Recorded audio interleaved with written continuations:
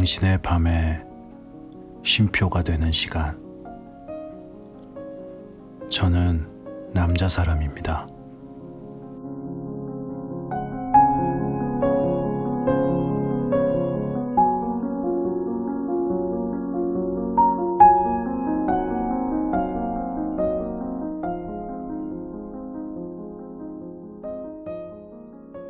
안녕하세요. 여러분들의 생일은 언제인가요? 저는 12월이 생일인데 이번에 이제 저희 어머니께서는 이제 11월이 생일이세요. 근데 저희 어머니께서 음력으로 생일을 지내시다 보니까 저랑 이제 생일이 이틀밖에 차이가 나지 않아서 그냥 같이 밥 먹기로 했거든요.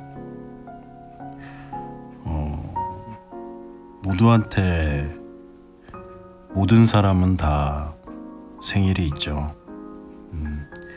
생일은 그 사람이 태어난 날, 그러니까 어떠한 생명이 시작하는 그런 날이니까요. 근데 저는 20대 때는 거의 생일을 잘 챙기지 않았어요. 생일이 그렇게 대단한 날이라고 생각하지도 않았고, 그냥 1년 365일 중에 하루일 뿐이었었거든요. 그렇게 큰 의미를 가지지 않았었는데, 근데 사실 그런 것도 좀 있었던 것 같아요. 생일이 뭔가 좀 특별한 날이면은 좀 누군가 만나서 좀 축하도 받고 그러고 싶었는데, 사실 그럴 만한 사람도 마땅히 없었고, 그렇잖아요. 내 생일이니까 주위 사람들한테 스케줄 비워라 이렇게 얘기하기도 좀 애매하고 그래가지고 그렇게 생일을 특별히 챙기지는 않았었는데, 제가 한 3, 4년 전쯤에 배운 건데, 이 생일이라는 날이 대단하다, 특별하다 그래서 챙긴다는 것보다는 당신을 위한다 라는 의미가 더 있다라고 이야기를 들었어요.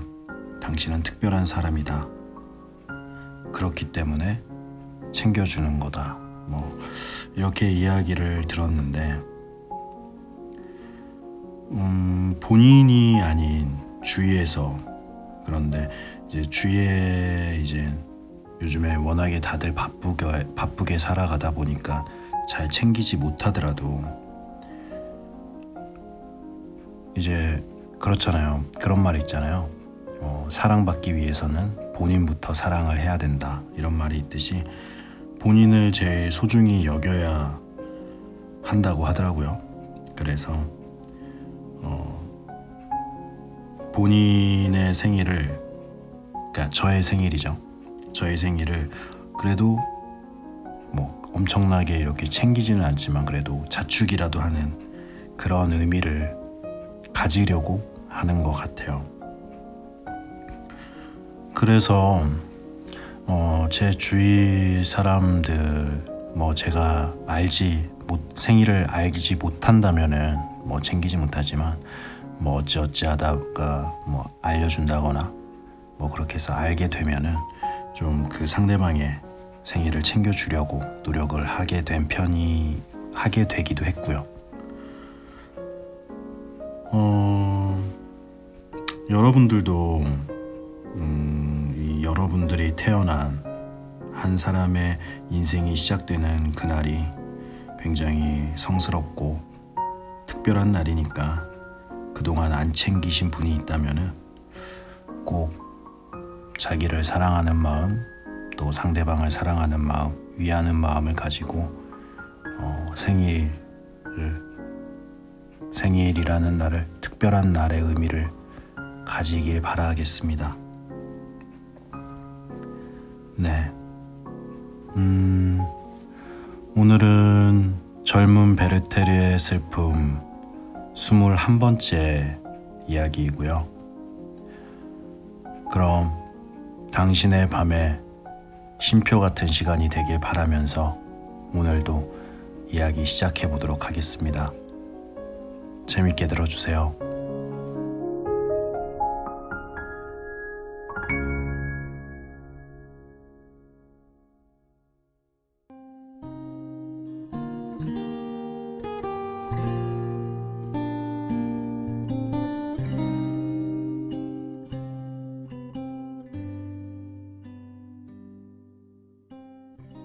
알핀, 리노야, 내 눈물은 죽은 이를 위한 것이고 내 목소리는 무덤에 있는 이들을 위한 것이다.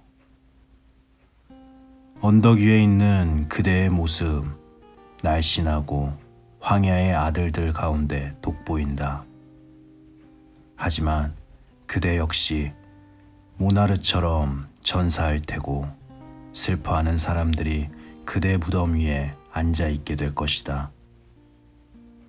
이 언덕들도 그대를 잊을 것이고 그대의 활은 시위가 풀린 채 방 안에 방치되리라. 오, 모라르여, 그대는 산둥성이를 달리는 노루처럼 날쌔고 밤하늘의 혜성처럼 무시무시했다.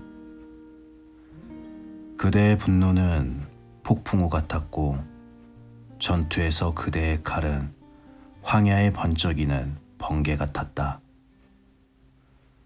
그대의 목소리는 비온 뒤 불어난 숲속의 시냇물 소리 같았고 멀리 떨어진 언덕에서 들려오는 천둥 소리 같았다. 그대의 손에 많은 사람이 쓰러졌고 그대 분노의 불길은 수많은 사람을 집어삼켰다. 그러나 전쟁터에서 돌아오면 그대의 이마엔 얼마나 온화한 기운이 감돌었던가. 그대의 얼굴은 뇌우가 지나간 뒤에 태양 같았고 고요한 밤의 달 같았다. 그대의 가슴은 휘몰아치던 바람 소리가 잦아든 호수처럼 잔잔했다. 그러나 이제 그대의 거처는 비좁고 안식처는 어둡구나. 그대의 무덤은 내 발로 재서 3걸음밖에 안 된다. 아, 지난날 그토록 위대했던 그대여. 윗부분에 이끼 낀 비석 4개가 그대의 유일한 기념물이다. 입이 다 떨어진 나무 한 그루, 바람결에 바스락거리는 키 큰 풀이 한때 막강했던 모라르의 무덤을 사냥꾼의 눈에 알려준다. 그대에겐 그대를 위해 울어줄 어머니도 사랑의 눈물을 흘려줄 여인도 없다. 그대를 낳아준 여인은 죽었고 모르글란의 딸도 죽었다. 지팡이에 의지하고 있는 저 사람은 누구인가? 나이가 많아 머리카락은 백발이고 눈은 눈물을 흘려 붉게 충혈된 저 사람은 누구인가? 아, 모라르, 그대의 아버지다. 아들이 그대 하나밖에 없는 아버지다. 그는 전투에서 얻은 그대의 명성을 들었고 적이 쫓겨 뿔뿔이 흩어졌다는 소식도 들었다. 그는 모라르의 명성을 들었다. 아, 그러나 아들의 부상 소식은 듣지 못했나? 모라르의 아버지여, 엉엉 울어라, 통곡하라. 그러나 그대의 아들은 그대의 통곡 소리를 듣지 못하리라. 죽은 자들의 잠은 깊고 그들의 먼지 쌓인 베개는 낮다. 아들은 영영 그 목소리를 듣지 못하고 그대가 부르는 소리에 깨어나지 못하리라. 아, 언제나 무덤에 아침이 찾아와 잠자는 자에게 깨어나라고 명령하게 될까? 잘 있어라, 인간 중 가장 고귀한 자여. 그대 전쟁터의 전복자여. 이제 전쟁터는 그대를 두 번 다시 보지 못할 것이고 그대 칼의 성광은 두 번 다시 어두운 숲속에서 번쩍이지 않으리라. 그대는 아들 하나 남기지 않았으나 그대의 이름은 노래 속에 보존되어 후세 사람들이 그대에 관한 얘기를 듣게 되리라. 전사한 모라르에 관한 얘기를.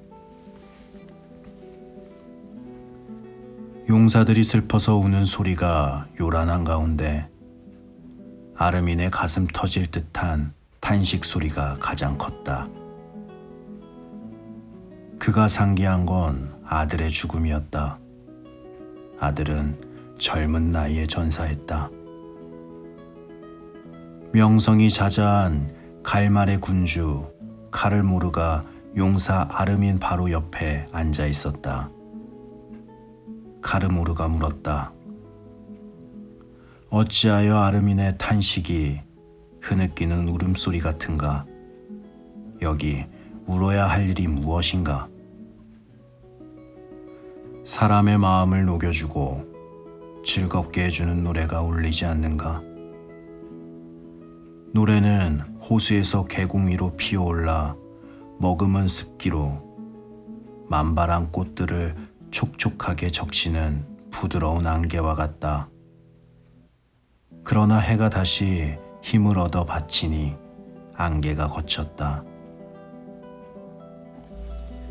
그런데 바다로 둘러싸인 고르마의 통치자 아르마니여, 어찌하여 이토록 애통해야 하는가? 애통해야 한다.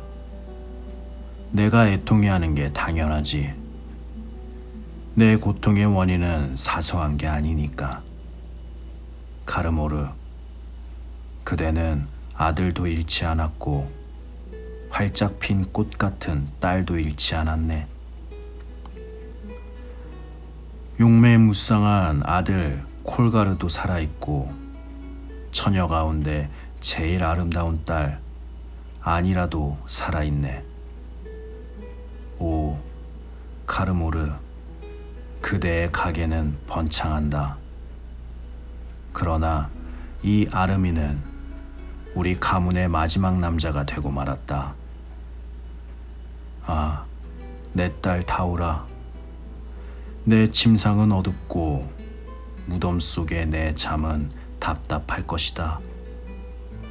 언제 깨어나 노래를 불러주고 듣기 좋은 목소리를 들려주려느냐. 불어라, 가을바람아, 불어라. 이 어두운 황야에 휘몰아쳐라. 숲속의 계류야, 콸콸 흘러라.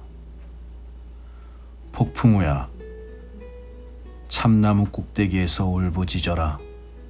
오, 달아. 가끔 구름 사이로 나타나 창백한 얼굴을 보여다오. 내 자식들이 죽던 그 끔찍한 밤을 상기시켜다오. 그 밤에 막강한 용사 아린달이 전사했고 사랑하는 다우라가 죽었다. 다우라, 내 딸아, 너는 아름다웠다. 프라의 언덕 위에 뜬 달처럼 예뻤다. 피부는 막 내린 눈처럼 하얗고 목소리는 들어 마시는 공기처럼 달콤했다.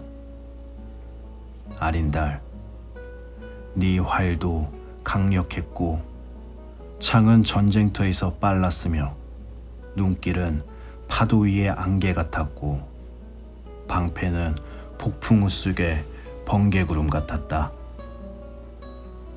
전쟁에서 명성을 떨친 아르마르가 찾아와 다우라의 사랑을 구했다. 다우라는 오래 뻗대지도 않았고 이들의 친구들은 한껏 기대에 부풀었다. 오드갈의 아들 에라트는 아르마르에게 원한을 품고 있었다. 동생이 아르마르의 손에 죽었기 때문이다. 그가 뱃사공 차림으로 변장하고 찾아왔다. 물결을 가르는 그의 나룻배는 아름다웠고 나이가 많아 곱슬머리는 하얗고 진지한 얼굴은 평온했다. 그가 말했다. 처녀 가운데 제일 아름다운 여인이여, 아르민의 사랑스러운 따님이여, 바다에서 멀리 들어가지 않는 바위에서 나무에 열린 빨간 열매가 반짝이는 곳에서 아르마르가 그대 다우라를 기다리고 있습니다. 저는 그분이 사랑하는 여인을 일렁이는 바다 위로 모셔가기 위해 왔습니다.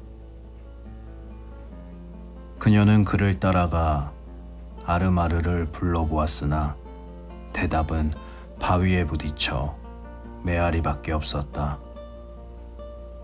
아르마르, 내 님이여, 내 사랑이여, 어이하여 나를 이렇게 불안하게 하는 것이오. 아르나르트의 아들이여, 내 목소리를 들어주시오. 제발 들어주시오. 그대를 부르는 사람은 다우라라오. 배반자 에라트는 웃으며 뭇으로 달아났다. 그녀는 목소리를 높여 아버지와 오빠를 불렀다. 아린달 오빠, 아버지, 다우라를 구해줄 사람이 없나요? 그녀의 목소리는 바다 저편까지 울렸다. 내 아들 아린달이 산등성이에서 사냥감을 들고 거칠게 숨을 쉬며 뛰어내려왔다. 옆구리에 매단 화살통에서는 화살이 달그락거렸고 활은 손에 있었다. 진회색 불도구 사냥개 5마리가 주위에 있었다. 그는 유들유들한 에라트를 해변에서 발견하고 붙잡아 참나무에 묶고 허리를 단단히 동여맸다. 결박당한 자의 신음이 허공에 퍼졌다. 아린달은 다우라를 데려오려고 작은 배를 타고 바다에 나섰다. 아르마르가 원한을 품고 달려와서 회색 깃털이 달린 화살을 쏘았다. 화살은 쌩 소리를 내고 날아가 내 심장에 꽂혔다. 아, 아린달, 내 아들아. 배반자 에라트 대신 내가 죽었다. 작은 배가 그 바위에 다다르자 그가 쓰러져 죽고 말았다. 아, 다우라. 오빠의 피가 내 발치에 흥건히 흘렀으니 내 비통함이 오죽했겠느냐. 파도가 작은 배를 박살냈다. 아르마르가 바다에 뛰어들었다. 다우라를 구하거나 스스로 죽으려는 것이었다. 갑자기 돌풍이 언덕에서 파도 속으로 휘몰아쳐서 그가 바닷물에 가라앉더니 다시는 떠오르지 않았다. 나는 홀로 바닷물에 씻기는 바위 위에서 내 딸의 통곡 소리를 들었다. 딸이 울부짖는 소리는 끝이 없고 컸다. 그러나 아버지라는 이 사람은 딸을 구해줄 수 없었다. 나는 밤새도록 바닷가에 서서 희미한 달빛 아래 딸을 바라보았다. 밤새도록 딸이 울부짖는 소리를 들었다. 바람 소리가 요란해지자 빗줄기가 거세게 사너리를 때렸다. 아직 해가 뜨기 전에 딸의 목소리는 점점 가늘어졌고 딸은 끝내 바위에 자란 풀 사이에서 부는 저녁바람처럼 숨을 거두었다. 내 딸은 비통함 속에서 죽었고 이 아비 아르민을 홀로 남겨놓다니. 내가 전쟁터에서 발휘하던 억센 힘도 사라지고 처녀들 사이에서 뽐내던 자부심도 사라져버렸다. 산에서 거센 비바람이 휘몰아쳐 오고 폭풍이 불어 파도가 높이 일면 나는 파도 소리 들리는 해안에 앉아 그 끔찍한 바위를 바라본다. 달이 질 때면 나는 자주 내 자식들의 혼령을 본다. 그들은 희미한 달빛 아래 슬프지만 의좋게 돌아다닌다. 로테의 눈에서 쏟아져 나와 꽉 막힌 그녀의 가슴을 뚫어준 한 줄기 눈물 때문에 베르테르의 낭송이 중단되었다. 그는 원고를 내던지고 그녀의 손을 잡으며 비통하기 그지없는 눈물을 흘렸다. 그녀는 다른 손으로 몸을 가누고 두 눈을 손수건으로 가렸다. 두 사람이 받은 감동은 엄청났다. 그들은 오시안의 노래에 나오는 고귀한 영웅들의 운명에서 자신들의 불행을 느꼈다. 그들은 공감했고 그들의 눈물은 합쳐져 하나가 되었다. 로테의 팔에 닿아 있던 베르테르의 입술과 눈은 뜨겁게 달아올랐다. 그녀는 온몸에 전율이 일었다. 그녀는 몸을 떼어내려 했으나 괴로움과 연민이 납덩이처럼 짓눌러 마비된 듯 꼼짝할 수 없었다. 그녀는 정신을 가다듬고 심호흡을 했다. 그리고 흐느끼면서 그에게 낭송을 계속해달라고 부탁했다. 마치 천상에서 들려오는 듯한 목소리로 부탁했다. 베르테르는 몸이 떨렸고 가슴은 터질 것만 같았다. 그의 원고를 집어들고 갈라진 목소리로 다시 낭송하기 시작했다.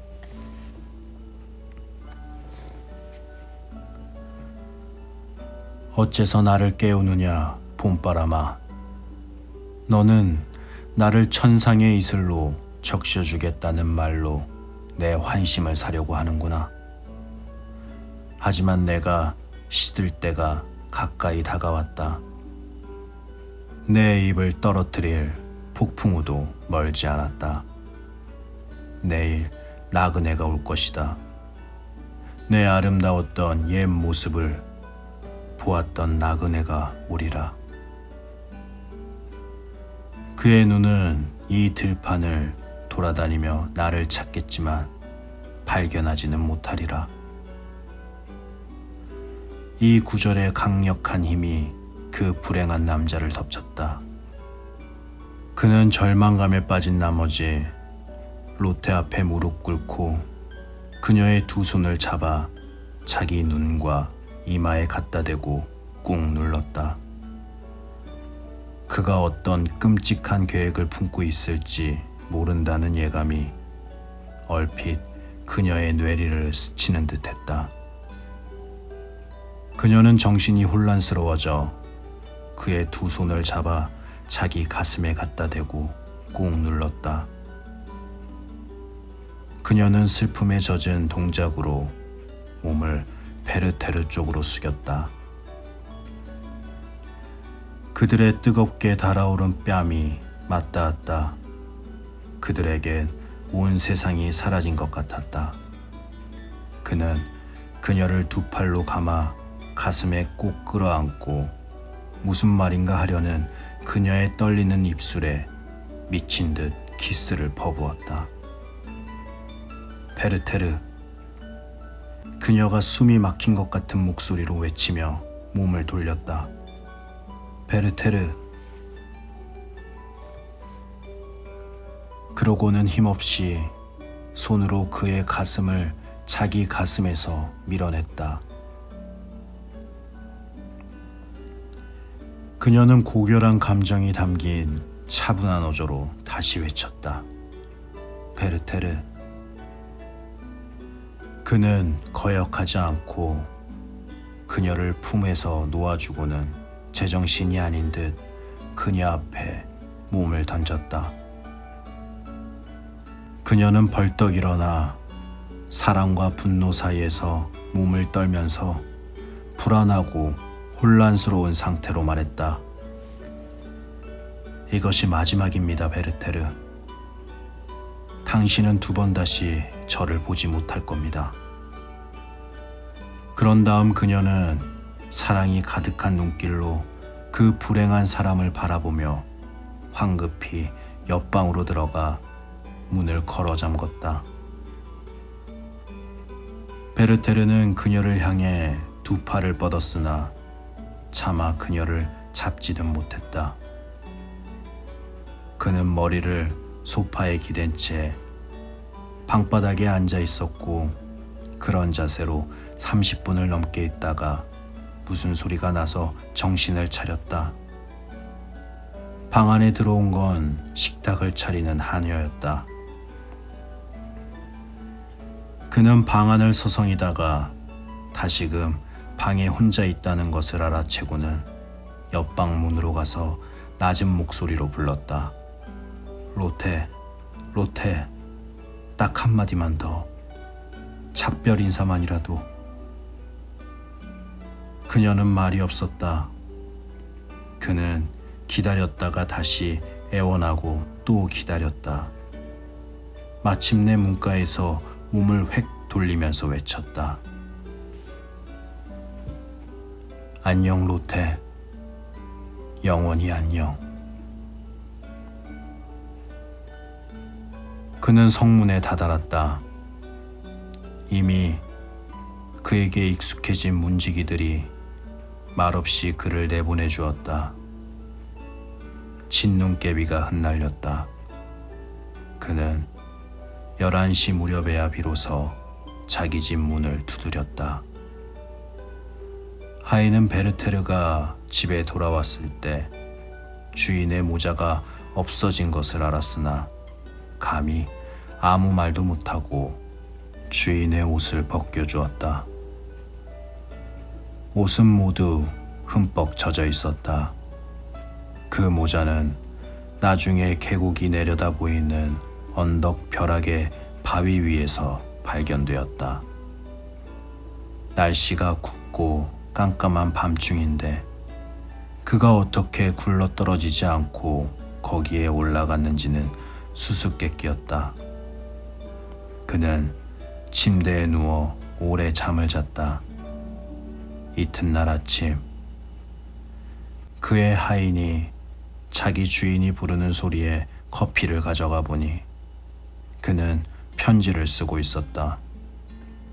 그는 로테에게 보내는 편지 중 다음 대목을 쓰고 있었다. 이 눈을 뜨는 것도 이번이 마지막입니다. 정말 마지막입니다. 아, 이 눈은 이제 더는 태양을 보지 못할 겁니다. 흐리고 안개 낀 날씨가 해를 가리고 있어요. 자연아, 너도 이렇게 슬퍼해 주는구나. 내 아들이자 친구이고 애인인 내가 이제 종말을 향해 다가가고 있다. 로테, 이것이 마지막 아침이다. 정말 마지막이다. 라고 자기 자신에게 말하는 심정은 그 무엇과도 비교할 수 없군요. 그렇지만 가물가물한 꿈결에 가장 가까울 듯 싶습니다. 로테. 마지막 아침. 저는 이 마지막 아침이라는 말을 느낄 수 있는 감각이 없습니다.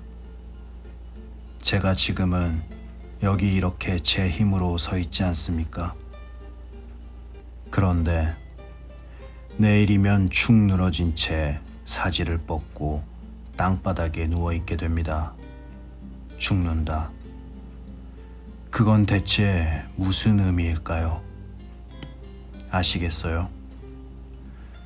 죽음에 대해 이야기할 때 우리는 꿈을 꾸고 있는 겁니다. 저는 여러 사람이 죽는 걸 지켜보았습니다. 하지만 우리 인간은 아주 제한된 존재라 자기의 시작과 끝에 대해서는 아무것도 모릅니다.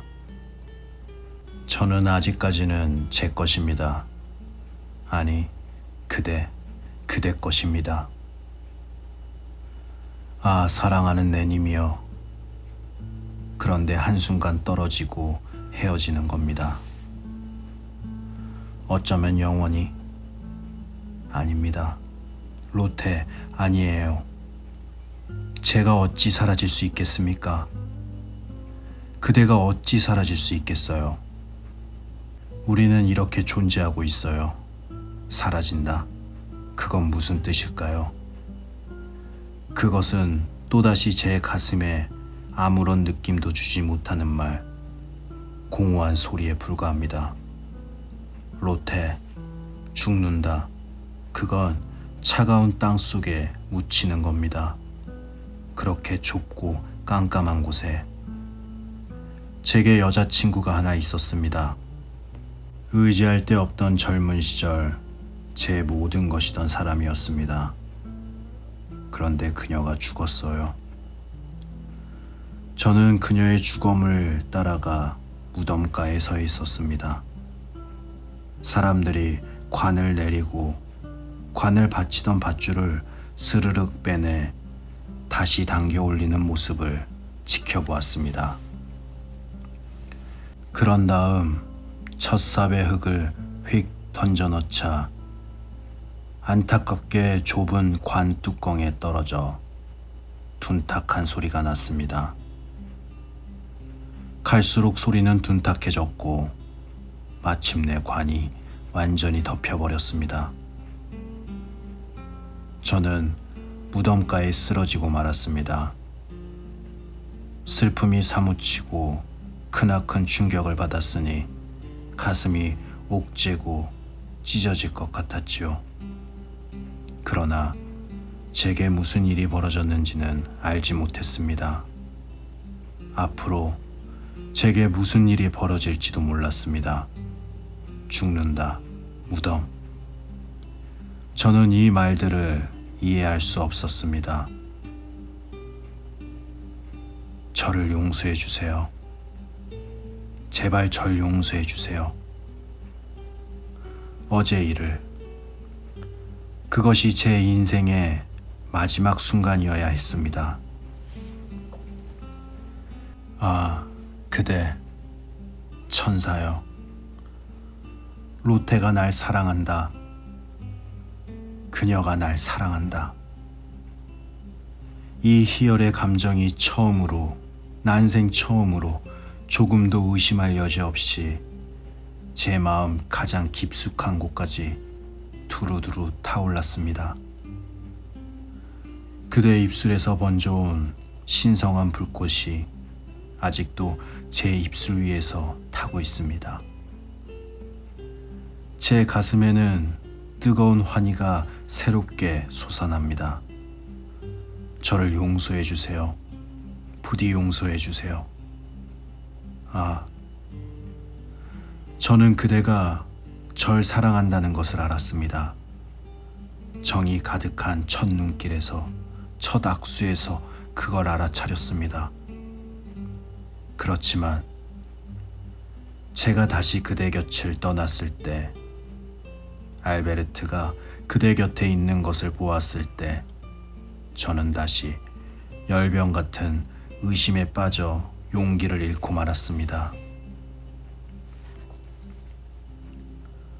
언젠가 고약한 모임에서 그대가 제게 한마디 말도 건네지 못하고 손을 내밀지도 못했을 때 제게 보내주신 꽃들을 기억하십니까?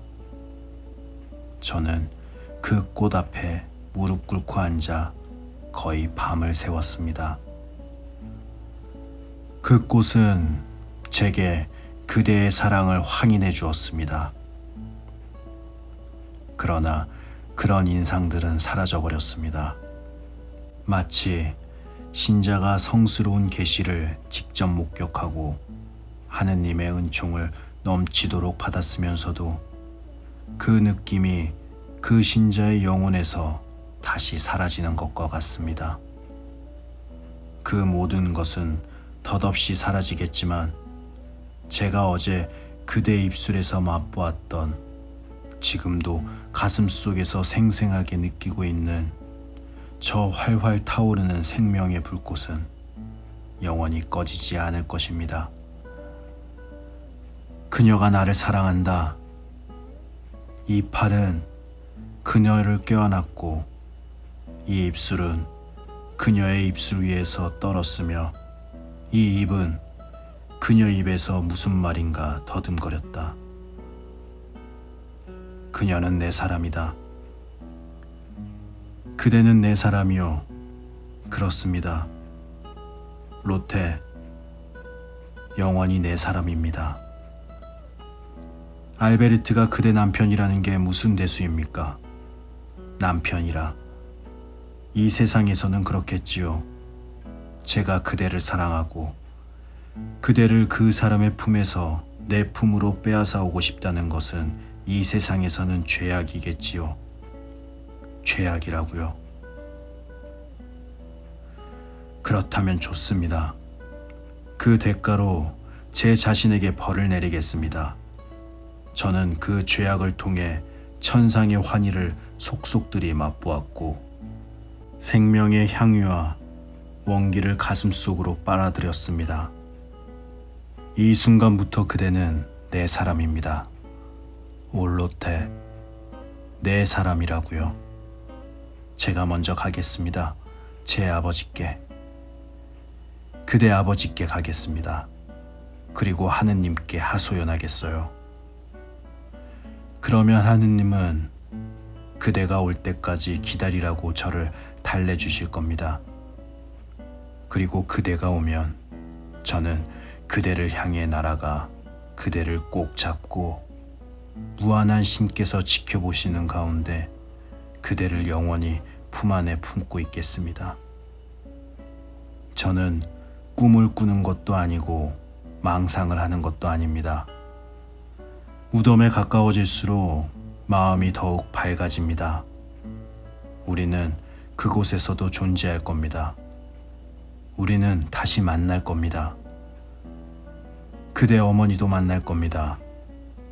그분을 찾아내 만나겠습니다. 그리고 그분께 이 마음을 남김없이 털어놓으렵니다. 그대 어머니, 그대가 판박이로 닮은 그분께.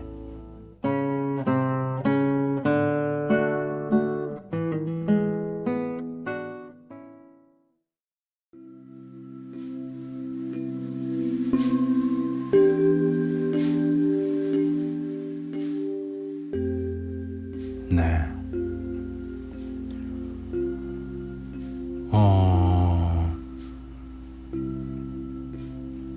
여러분들도 어떤 사랑하는 사람과 헤어지고 나서 정말 가슴이 무너져 내릴 것 같던 그런 심정을 느껴보신 적이 있으신가요? 정말 그때는 세상이 다 무너지는 것 같고 자신의 존재 이유, 그런 것들이 다 부정당하는 그런 느낌이잖아요. 그런 말을 들은 적이 있어요. 여인이 사랑하는 사람이 헤어지는 것은 어떠한 시간이 사라지는 거고 새로운 시간이 다시 시작되는 것이다. 맞는 건지 모르겠는데 하여튼간 그만큼 이 사랑하는 사람과 헤어진다는 건 참 슬픈 일인 것 같아요. 근데 혹시라도 요즘 세상에서는 이런 세상이, 그리고 이런 세상도 아니고 그때도 마찬가지겠지만 그 남아있는 사람은 또 얼마나 힘들겠어요. 자기 때문에 이런 말도 안 되는 선택을 한다면. 물론 절대 그런 선택을 해서는 안 되겠지만 하여튼간 참 슬픈 건 사실인 것 같습니다. 네. 오늘은 여기까지 하고요. 당신의 밤에 쉼표 같은 시간이었길 바라면서 저는 오늘도 물러가 보도록 하겠습니다. 당신의 밤 쉼표 하나. 저는 남자 사람이었습니다. 편안한 밤 되세요.